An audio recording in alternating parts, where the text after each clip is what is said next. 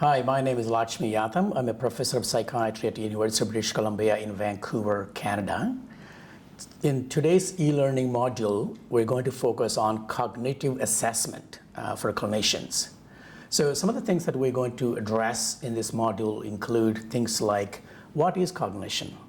What are different domains of cognition? Why should clinicians care about assessing cognition in psychiatric patients?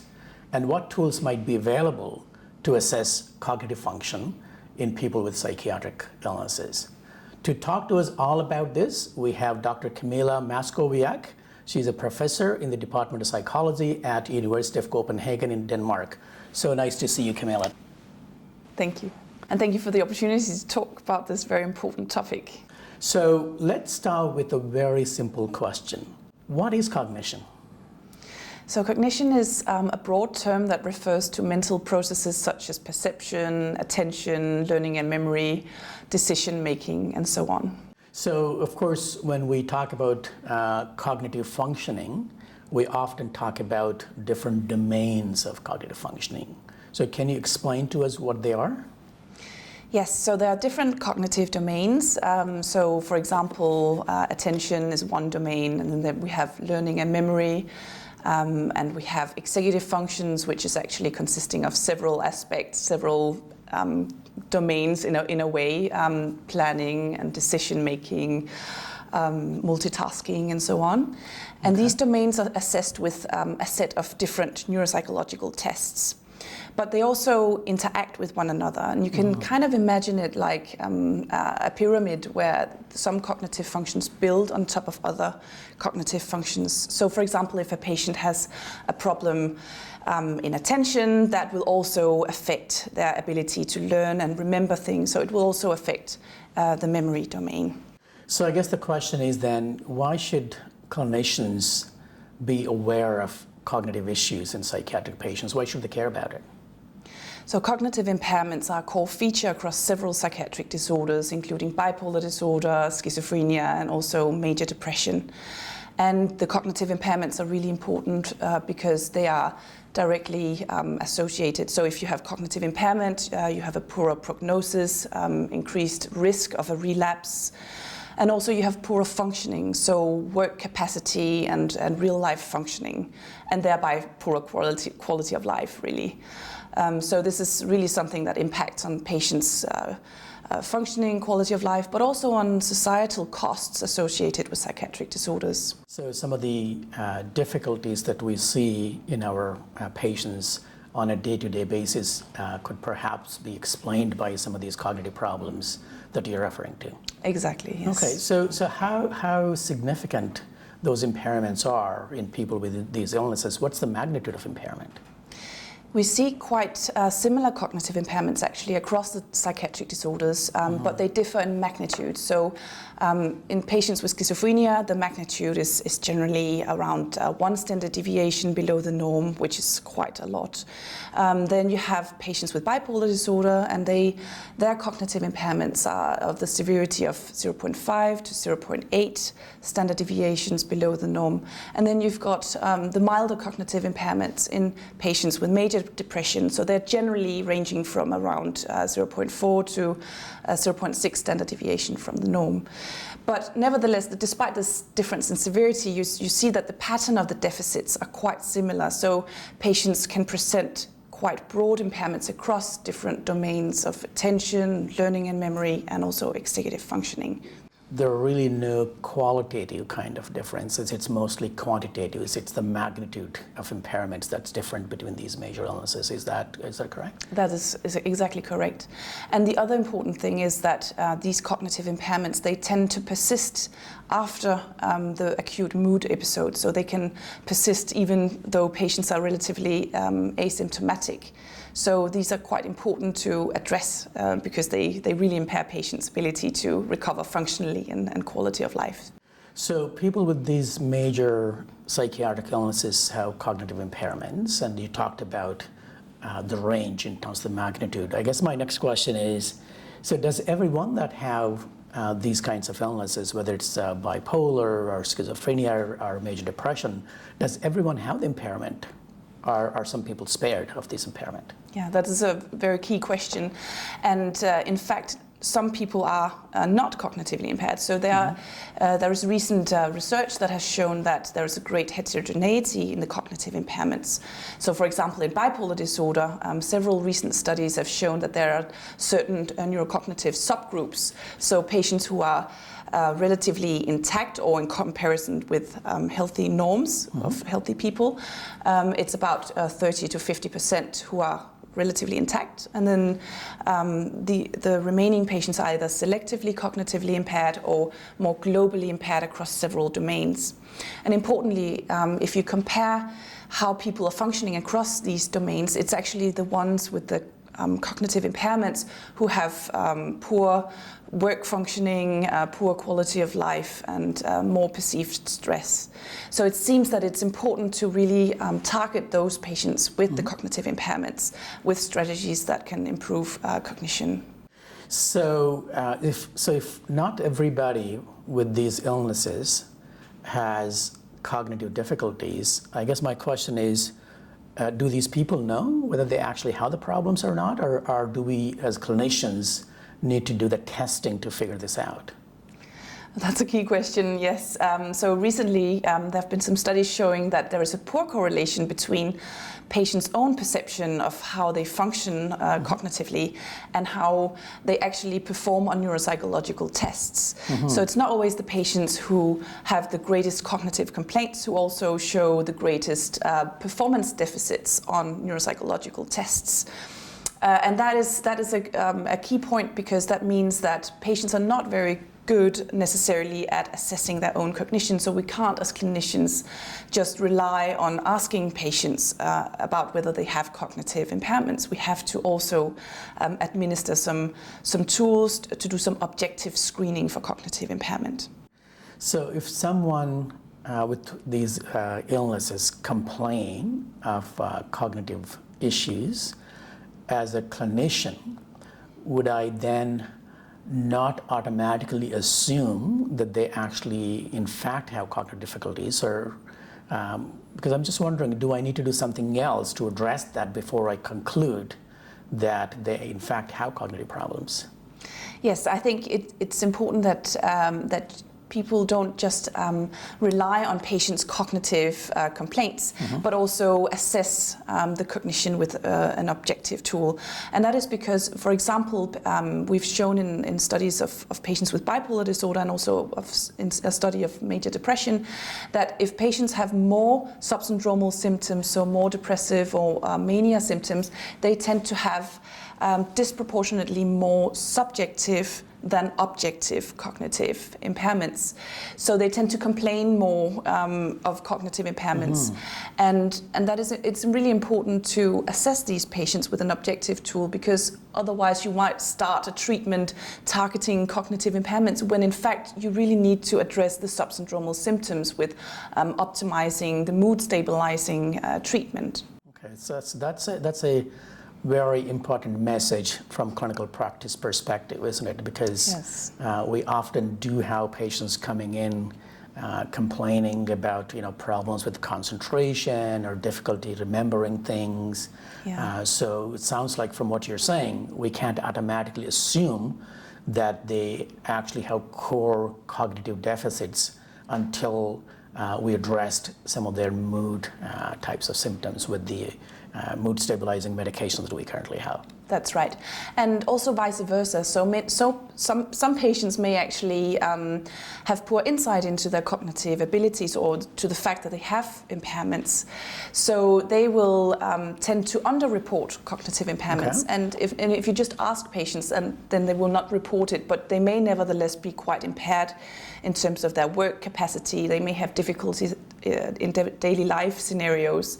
And they would still be qualified for some type of treatment that would target their cognitive impairments, even if they're not aware of them. Right. No, it's interesting you say that, because we're currently doing a study trying to screen for cognitive impairment to determine patient suitability for this clinical trial. And we're finding exactly what you're saying, and that is, some patients that come in saying that they have cognitive problems and they're euthymic, and we do the testing, and the testing actually doesn't reveal any cognitive problems, whereas others they say, no, I'm fine, I don't have any issues, and then you do the testing, and then you actually do find that they have impairment. So it sounds like we can't totally rely on what the patient is saying. We may need to do the testing to really figure out whether they have the issues or not. Exactly, yeah. Okay, well that brings me to my next question, which is, so if we have to assess cognition then in our patients, as clinicians, what tools are available to assess cognition on a day-to-day basis in clinical kinds of settings? There are several tools available. So I think it's really important to consider that the tools that you use are feasible, so short and easy to administer and available free of charge. And in that respect, I would recommend two particular tools. So one subjective tool, which is a questionnaire called the COBRA. And an objective tool, which is a short neuropsychological screening battery called the SCIP. And maybe tell me a little bit about this COBRA. What kinds of questions does it have? How long does it take to administer? And are there some kind of cutoff scores that tell us whether the person has an impairment or not? Yes, so the COBRA is a questionnaire that consists of 16 questions about daily life cognitive problems, such as whether the patient has problems with finding objects of daily use, such as the wristwatch or their phone or keys and such things. And it's very easy to administer. It's a very short questionnaire, and then there is a cutoff on this questionnaire. So if the patient scores more than 14 on this scale, then you would say that the patient has moderate cognitive impairments that are significant to the person. So this is a paper, pencil kind This of is a question? paper and pencil questionnaire, and it's also something that can be downloaded free of charge from the International Society for Bipolar Disorders website in different languages as well. So it's a very easy instrument to implement, and it's validated particularly in bipolar disorder. Okay, fantastic. So this is something a patient completes, not a physician. Exactly, and then you just count together the scores at the end, and then if the patient scores above 14, then you would say, okay, the patient has impairments. Yeah. Okay. Now you also mentioned SCIP. So what is SCIP? Tell us about that. So the SCIP is a short objective screening tool that can be used across psychotic and affective disorders. So it's not only in bipolar disorder, but also in patients with schizophrenia. So our research is focused primarily on the use of SCIP in bipolar disorder, because we really needed a screening tool for clinicians to administer in patients with bipolar disorder. And it's a short tool. It takes 15 minutes to administer it. It's a paper and pencil test, and it consists of 5 different subtests. Okay. So one subtest that measures verbal learning and memory, one that measures working memory, one that measures verbal fluency, which is an aspect of executive function, and then also one that assesses psychomotor speed, so the mental processing speed really. And it's very easy to administer it. And again, you can obtain this on the ISBD website. Okay. And it requires really minimal training, so it's quite a good and a valid tool. So you need another cutoff on this tool, obviously. So the worse the patient performs, the lower the score on this tool. So it's the opposite to the COBRA. Yeah. So if the patient scores below 70 on a total score on this SCIP, then you would say that the patient has significant or clinically significant objective cognitive impairments. And this is also a paper or pencil kind of test as well? Exactly, yes. You need a paper and a pencil, and you need a stopwatch, or you can use your phone, the stopwatch on your phone. So it's quite a very easy one to administer and implement. Okay, and how long does it take to administer the questionnaire? Typically around 15 minutes. Okay. If the patient is very depressed, it would take probably a bit longer, 20 minutes probably. Okay. But in general, it would be advisable to administer the SCIP in a remitted state, so when patients are in at least partial remission.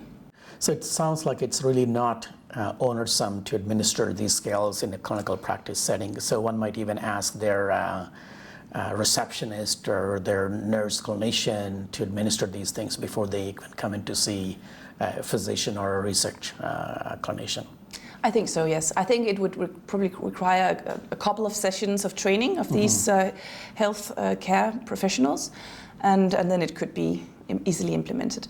So, so if one is measuring the subjective perception of cognitive issues, I guess, and the other one is being administered by the sort of clinician, in a clinical setting, should one be asking the patient to complete both those questionnaires, or should one be sufficient? What do you think? Oh, it's always a question of what is possible in the clinical setting. If it's a very busy clinical practice and you don't really have time, I would say definitely the COBRA, which is very easy and it doesn't take any time because the patient can complete it themselves. But the problem with only administering the COBRA is that while it has quite good specificity, so if patients score below 14, then they're quite likely to not be impaired. But still, you still don't detect all the ones who don't report cognitive impairments, so the ones with the lack of insight. So really, the sensitivity is suboptimal of the COBRA alone. However, it is better than nothing, I would say, but I would optimally ask the patients to also complete the skip, because then you really have good insight into whether the patient also has measurable cognitive impairments. And given that it's a really important feature of several psychiatric disorders, I think it's really important to spend those 15 minutes on assessing cognition properly. So it sounds like ideally one should be doing both, because as we discussed earlier, there may be people that complain but may not actually have cognitive deficits, and then there are others that don't complain that may have cognitive deficits. And so ideally, if we want to catch everybody in a correct way, you got to administer both, it sounds like. Yeah. Okay. So I know you talked a little bit about where to obtain these things. So you're saying that if people can log on to the International Society for Bipolar Disorders website, they can download them for free? Yes. And is there more information about these tests on the website? The COBRA is you basically just download it and you can just administer it to the patient. You don't really, there is a little bit of information in the questionnaire, but it's very simple, so it doesn't require much extra information. Okay. The skip, what you do is that you write in your name and your email address, and then there is an automatic email that goes to the author of the skip. And then then you also indicate which language you would like the skip in, and then he will email you back, and he will email you in the instructions and everything. So okay, so it's available in different languages that you could get a copy of. Yes, exactly. Okay, yes. That's fantastic. Okay, so clinicians, let's say, go through this trouble of administering these scales, and they show cognitive impairment in the patient that they administer these questionnaires to. So what's the next step? What do they do? That's a very good question. So what do we actually do with these cognitive impairments if we detect them? So the first thing would be really to evaluate whether there may be any secondary pseudo-specific causes of the cognitive impairments in the patients. So for example, comorbidity, it could be either medical comorbidity such as diabetes or obesity, or psychiatric comorbidity that may really impair cognition in the patient, and then also addressing these issues or these secondary causes may actually lead to an indirect improvement in cognition. Could also be, for example, medication. In many cases, patients have multiple medications. Perhaps the dose is too high. The antipsychotic medications, in high doses can really have negative effects on cognition. So if the doses are corrected into the recommended range, and also lithium is also within the recommended range, then this may actually improve cognition indirectly, and that is the case for many patients, that their cognition will improve.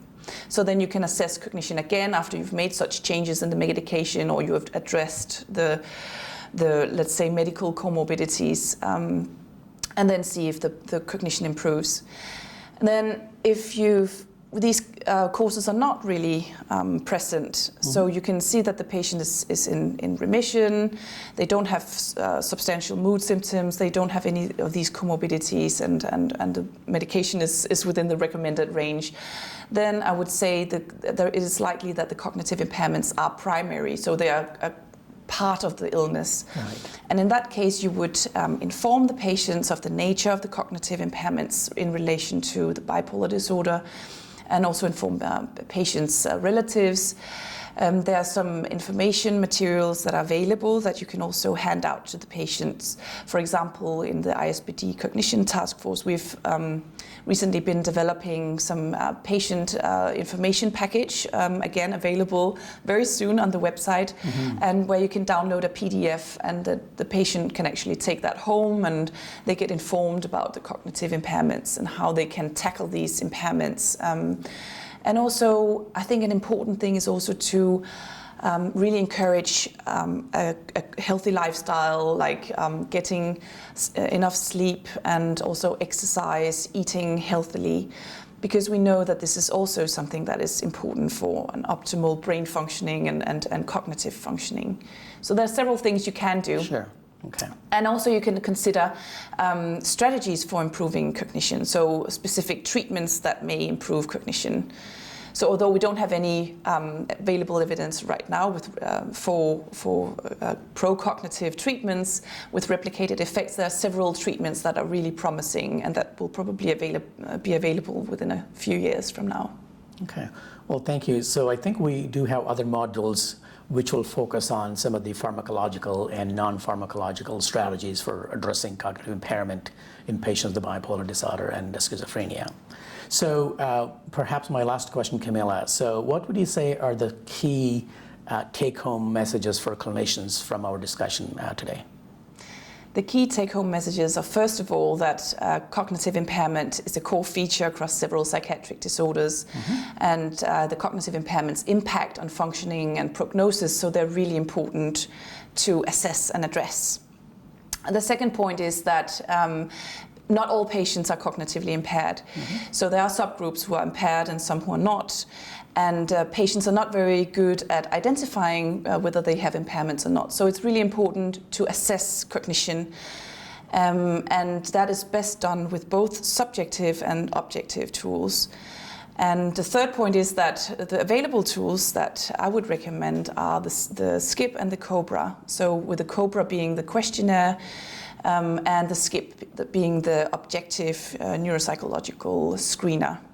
And these are quite easy to administer and available free of charge. So I really encourage clinicians to start implementing these tools.